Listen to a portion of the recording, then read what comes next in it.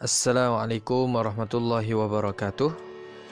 Apa khabar semua anak-anak murid Ustaz Lima Al-Khawarizmi dari SK Agama Sibu. Begitu juga anak-anak murid dari seluruh Malaysia yang menonton video pengajaran Ustaz kali ini. Jadi tajuk kita yang akan belajar hari ini ialah tajuk Itqan Menambah Berkat. Tahun 5. Boleh rujuk buku teks Pendidikan Islam tahun 5 muka surat 142 sehingga 147. Okey, jom kita tengok apa itu itqan. Jom. Apa maksud itqan? Pengertian itqan. Jom baca sama-sama dah. Nabi Muhammad sallallahu alaihi wasallam merupakan contoh terbaik yang mengamalkan sifat itqan dalam kehidupan.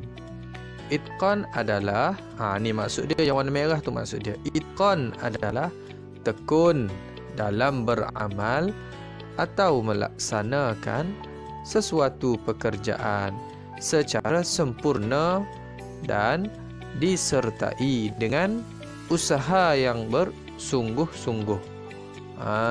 Okey, itulah maksudnya itqan. Buat kerja sungguh-sungguh, buat kerja ataupun apa-apa kerja pun, amalan ke ataupun kerja dilaksanakan dengan sempurna. Okey, itu maksudnya itqan. Bukan buat sambil lewa, main-main. Tak, itu tidak itqan. Okey, jom kita tengok lagi. Jadi Nabi Muhammad ni adalah seorang yang itqan. Jadi kita kena tiru Nabi Muhammad. Jadi yang Ustaz akan bincang pada hari ini adalah daripada 3 sudut. Apa Nabi Muhammad itqan pekerjaan Nabi Muhammad? Apa bukti dia? Dari segi Nabi Muhammad bekerja, macam mana Nabi Muhammad menunjukkan itqan Nabi Muhammad? Nabi Muhammad kerja sungguh-sungguh. Tak main-main. Okey, nombor 2 dari segi ibadah berdakwah. Macam mana Nabi Muhammad berdakwah dengan bersungguh-sungguh. Dan yang ketiga, macam mana Nabi Muhammad beribadah, kan? Beribadah dengan itqan. Jom kita tengok satu-satu. Okey, yang pertama, tengok atas tu. 1, Nabi Muhammad itqan dalam pekerjaan. Okey, Nabi Muhammad pun kerja juga dulu. Okey. Apa nombor 1? Sejak kecil Nabi Muhammad ni rajin dan bersungguh-sungguh. Kita kena sedar, kita kena tahu bahawa Nabi Muhammad ni ada mak ayah tak masa kecil. Nabi Muhammad yatim piatu, betul tak? Dia sempat sekejap je dengan sempat sekejap je dengan ibu dia, kan?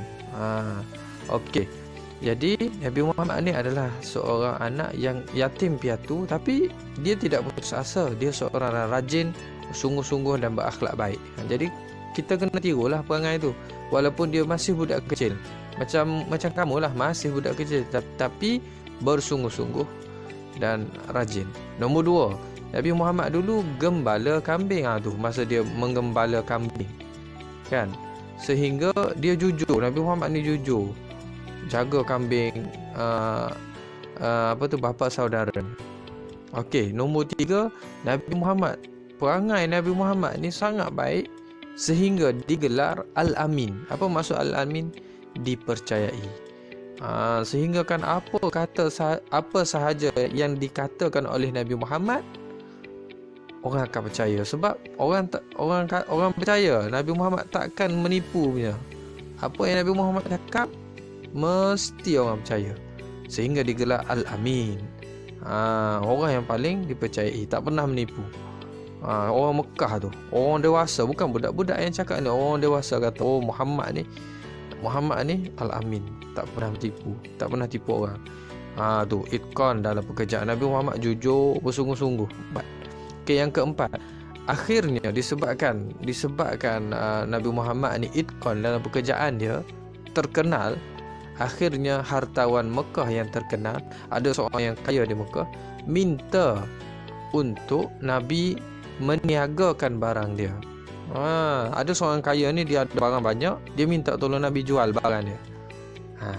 Sebab Nabi Muhammad terkenal dengan orang yang paling jujur, tak tipu. Jadi dia minta tolong jual. Okey, Muhammad, kamu tolong jual barang saya ni. Siapa hartawan yang kaya tu? Hartawan tu adalah seorang perempuan, namanya Siti Khadijah. Siti Khadijah lah yang akhirnya menjadi isteri Nabi Muhammad. Sebab dia jatuh cinta dengan Nabi Muhammad disebabkan perangai Nabi Muhammad yang itqan, yang bersungguh-sungguh, yang jujur. Sehingga kan nombor 5, kerana itqan dalam berniaga, sebab Nabi Muhammad ni bersungguh-sungguh dalam berniaga, kan, maka perniagaan Nabi Muhammad cepat habis dan banyak dapat untung. Okey, jadi ini Ustaz nombor 5 ni Ustaz tersalah eja, itqan. Kalau kamu tengok itqan, alif ta qa alif, qaf alif nun, bukan qaf nun betul tak? Okey. Yang atas tu, dalam tajuk atas tu kamu tengok Nabi Muhammad nombor 1, Nabi Muhammad itqan. Itu ejaan yang betul. Yang bawah tu Ustaz tersalah. Okey. Itu disebabkan kejujuran Nabi Muhammad tu, akhirnya jualan pun bagus, kan? Jualan pun untung, habis. Dan Siti Khadijah tadi pun berkenal dengan Nabi Muhammad dan akhirnya mereka kahwin. Okey, itu perangai Nabi Muhammad, itqan Nabi Muhammad ketika bekerja. Nombor 2, kita tengok Nabi Muhammad itqan dalam berdakwah. Bersungguh-sungguh dalam berdakwah, ajak orang kepada kebaikan Islam. Nombor 1, tengok Nabi Muhammad tetap itqan dan cekal, tambah menghadapi tekanan, hinaan dan kesakitan semasa berdakwah. Nabi Muhammad ni macam-macam kesakitan yang dia terima ketika dia berdakwah. Ajak orang Mekah yang belum Islam, kata marilah masuk Islam, mari kenal Allah. Allah kita satu, yang berhala ni jangan sembah, itu bukan Tuhan kita, kan? Jadi disebabkan seruan Nabi Muhammad ni, ada yang caci Nabi Muhammad, ada yang maki Nabi Muhammad, ada yang cederakan Nabi Muhammad. Contohnya tengok nombor 2. Contohnya perbuatan bapa saudara Nabi sendiri. Bapa saudara Nabi sendiri, pakcik Nabi Muhammad sendiri, namanya Abu Lahab, pun buat sakit, buat jahat dengan Nabi Muhammad. Serta isterinya, isteri Abu Lahab ni, namanya Ummu Jamil, pun buat jahat dengan Nabi Muhammad. Abu Lahab buat apa? Dia pernah baling sesuatu.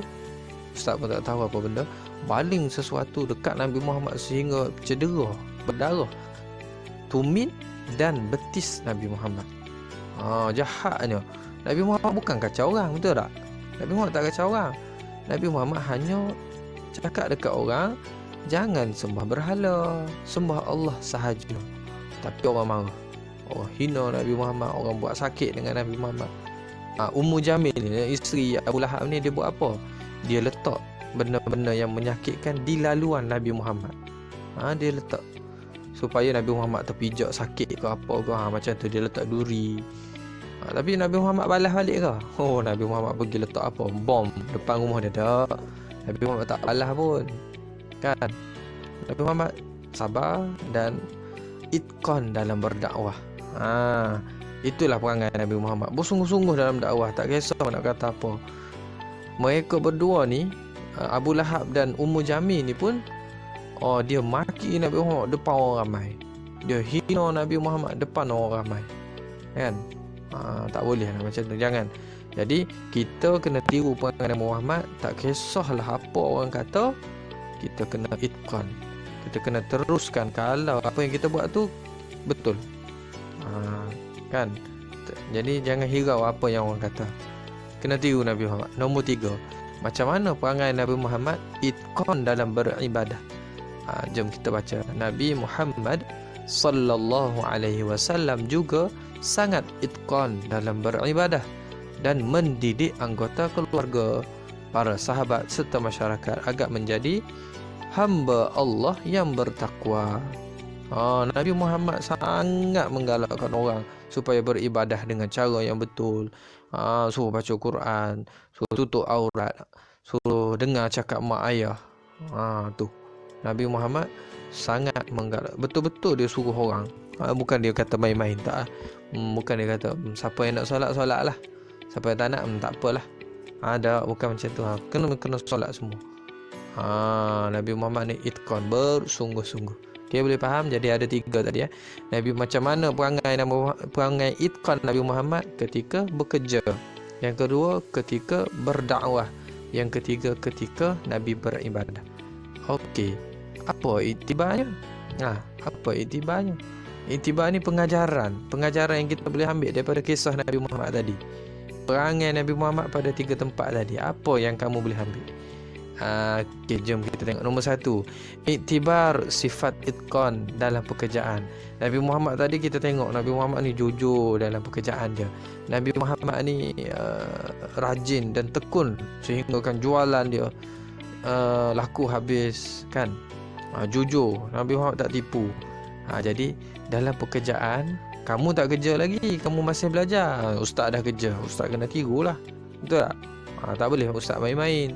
Okey, kamu ni masih belajar. Kamu ada kerja ke? Tak ada. Jadi apa kerja kamu? Belajar. Itulah kerja kamu. Jadi belajar adalah kerja kamu sebagai seorang pelajar. Jadi kamu kena, nombor 1 ni ustaz tanda. Nombor 1 yang ustaz tik tu warna merah. Tekun dan bersungguh-sungguh dalam kerja kamu sekarang. Apa? Belajar. Tambah-tambah dalam PDPR online sekarang ni, tekun bersungguh-sungguh. Kena buat sungguh-sungguh. Tak faham, tanya ustaz. Mesej ataupun call, tanya cikgu, kan? Okey, nombor 2, bertanggungjawab. Bertanggungjawab. Ustaz bagi tugasan dalam Google Classroom ke, suruh tengok link ke, suruh tengok video ke, kamu tanggungjawab dengan diri kamu. Tengok link tersebut, pautan tersebut untuk tengok video apa ke, tengok tugasan ke. Bertanggungjawab. Ustaz boleh ke marah kamu? Boleh. Tapi ustaz boleh ke buat apa lagi dekat kamu? Tak boleh. Semuanya dengan kamu sendiri masa sekarang ni. Okey, yang ketiga, siapkan dengan cara yang terbaik. Kalau ada tugasan, buat yang terbaik. Kalau kat rumah, mak ayah kata pagi-pagi mesti bangun dan kemas katil, buat dengan cara yang terbaik. Kerja rumah, buat dengan cara yang terbaik. Tak faham, tanya. 4, tepati masa. Okey, solat kamu dalam tugas kamu lah, tepati masa kamu. Boleh siapkan. Apa ni yang ke-5, tidak berputus asa. Jangan kata susahnya nak buat matematik ni, susahnya nak baca jawi, tak faham lah, ustaz bagi soalan putus asa, nangis, tak nak buat lah. Jangan macam tu. Ustaz ada nombor telefon. Kamu tahu nombor telefon ustaz, nombor telefon cikgu kamu tanya dia. Tanya bersungguh-sungguh dan jangan putus asa. Yang terakhir, bersemangat seperti Nabi. Itu semangat. Bukan Nabi Muhammad ada orang maki dia, Nabi Muhammad tetap berdakwah juga. Betul tak? Tetap jalan. Tak kisah orang nak maki dia depan orang ramai ni. Kata dekat Nabi Muhammad, gila lah apalah semua. Kamu bukan orang kata macam tu pun, kan? Untuk buat kerja sekolah, tak ada lagi orang kata, oi gila lah buat kerja sekolah. Mana sekarang ni orang tak buat kerja sekolah lah, PDPR. Orang tak buat pun.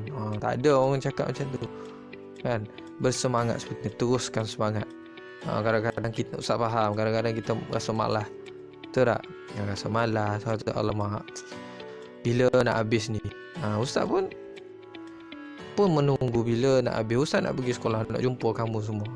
Ustaz pun seronok jumpa daripada kita belajar macam ni. Tapi kita tak ada pilihan. Kalau kita tak belajar, kita tertinggal. Jadi kamu yang kena rajin betul-betul dan bersemangat, sentiasa bersemangat. Itu nombor 1 dari segi tugas kita. Nombor 2, iktibar sifat itqan dalam amalan seharian. Okey, macam mana kamu nak tiru perangai Nabi Muhammad tadi? Kamu nak tiru dalam amalan kamu seharian. Amalan apa? Solat ke apa ke, ataupun bantu mak ayah di rumah, basuh pinggan, bersih sampah, ambil sampah ikat pergi buang, sapu sampah kat ruang tamu, dekat tangga, dekat belakang rumah, kan? Ikhlas nombor 1. Yang Ustaz tanya ni, ikhlas beribadah. Semua tu ibadah. Ikhlas buat kerana Allah. Buat kerana Allah. Okey. 2. Jauhi perkara membatalkan ibadah. Masa solat tu kamu kena betul-betul lah itqan ketika beribadah. Jangan pula main-main sehingga membatalkan contoh solat, ibadah solat, sehingga membatalkan ibadah solat. Tak boleh lah. Itu tak itqan, main-main solat. Allahu Akbar, pusing sana pusing sini, batal lah. Tak boleh main-main. Kita ibadah betul-betul penuh itqan, bersungguh-sungguh. Banyakkan berzikir. Duduk saja-saja. Subhanallah, alhamdulillah, la ilaha illallah, Allahu Akbar. Senang je. Macam Ustaz duk ajar dalam kelas. Astaghfirullah, astaghfirullah, astaghfirullah. Boleh juga. Senang saja. Sambil-sambil tunggu basuh tangan pun boleh. Bismillahirrahmanirrahim. Baca doa apa-apa, moga Allah lindung kita. Contoh zikir. Okey, lagi yang keempat, jaga pandangan mata. Okey, jaga pandangan mata kamu. Jangan tengok benda-benda mengarut.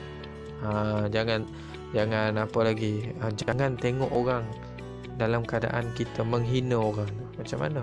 Kita tengok orang tu, kita tak cakap pun, mulut kita tak cakap, tapi kita tengok orang tu kata, ish, buruknya kata dia, ish, tak pandainya dia ni, ish, selekehnya dia, ceridaknya. Kita kata macam tu. Kita kata dalam hati, kita tak kata kat mulut. Tu. Itu kita panggil khainatul a'yun. Mata yang khianat, mata yang kita hina orang lain. Kita memandang hina pada orang lain. Itu tak boleh. Jaga pandangan mata tu. Okey. Seterusnya apa tu? Buat cara terbaik. Macam tadi lah.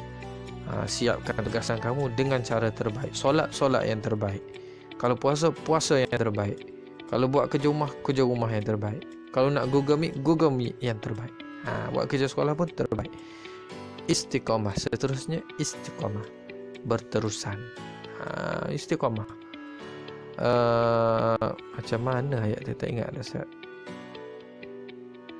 Al-istiqamah khairum min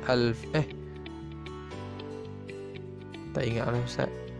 Istiqamah lebih baik daripada 1000 karamah. Istiqamah khairum min alfi karamah. Lebih kurang tu lah Ustaz, tak ingat dah.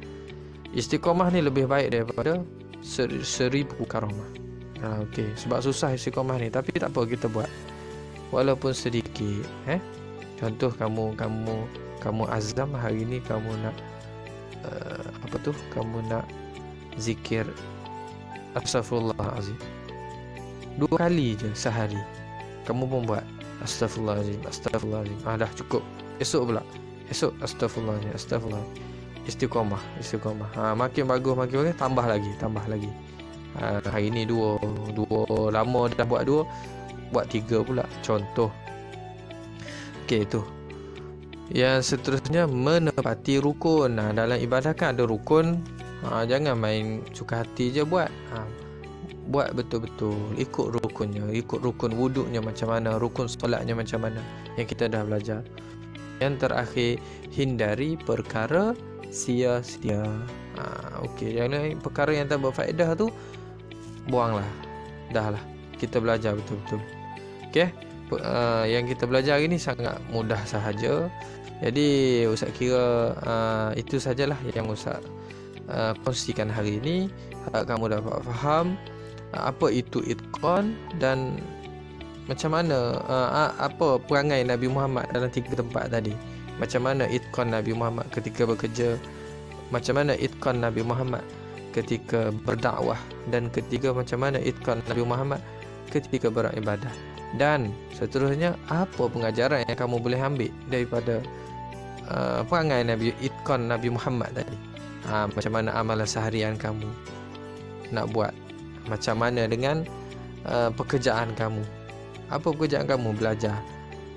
Jadi Ustaz harap fahamlah, mudah sahaja. InsyaAllah kita jumpa lagi. Assalamualaikum.